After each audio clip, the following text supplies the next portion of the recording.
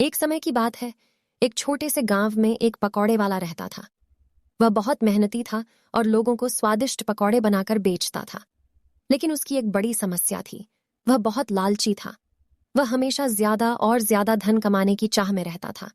इसलिए वह कभी खुश नहीं रह पाता और बर्बादी की ओर जा रहा था। एक दिन एक बूढ़ा आदमी उसके पास आया और एक पकौड़ा मंगाने के लिए खड़ा हो गया। लालची पकौड़े वाला खुश हुआ क्योंकि उसने सोचा कि इससे अधिक धन कमाने का मौका मिलेगा।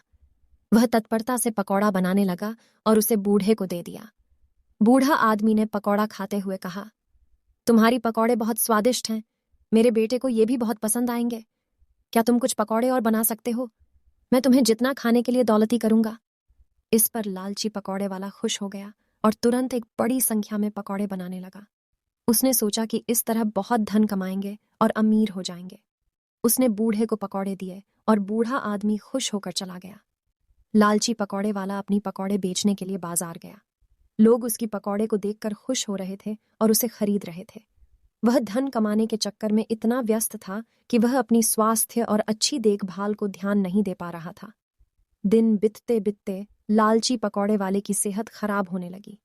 उसकी ताकत दिन ब दिन कम होती गई और उसे बुखार भी आने लगा। वह अच्छे से खाने पीने और आराम करने की असमर्थ हो गया। अपनी लालच की वजह से वह खुद को बर्बादी की ओर ले जा रहा था। एक दिन उसके पास एक बच्चा आया और उसने पकौड़ा मंगाने के लिए कहा। लालची पकौड़े वाला अपनी अस्थाई बिक्री बढ़ाने के लिए हाँकते हुए उसको ठुमके से नकली अपनी आंखों का चश्मा पहनाकर भूल गया। बच्चा देखकर हंसा और उसे कहा, तुम्हारे पकौड़े तो बहुत छोटे हैं, मुझे और बड़े पकौड़े चाहिए। लालची पकौड़े वाला बहुत नाराज हुआ और बच्चे को डांटते हुए बोला, तू अदम्य और अकृत्रिम है। मैंने तुझे पकौड़े दिए हैं और वह भी मुफ्त में। अब तू यहां से चला जा। बच्चा हृदय विदारक भाव से लालची पकौड़े वाले के पास आया और कहा, मुझे माफ कर दो। धनुष चश्मा पहनकर मैंने जो दिखावा किया वह गलत था। मैं एक बालक हूं। मेरे पास बहुत कम धन है, लेकिन मेरे पास सच्चे और विश्वास योग्य मित्र हैं। जो चीजें हमारे पास होती हैं वे हमारे स्वास्थ्य और खुशी से अधिक महत्वपूर्ण होती हैं। लालची पकौड़े वाला गहरी सोच में पड़ गया। उसने अपनी लालच को समझा और अपनी गलती को स्वीकार किया। वह बच्चे से माफी मांगने और उसे बड़े पकौड़े देने का वादा किया। बच्चा और लालची पकौड़े वाला साथ में बड़े पकौड़े बनाने लगे। इस बीच लालची पकौड़े वाला अपने मन की शांति और आनंद को पाने लगा।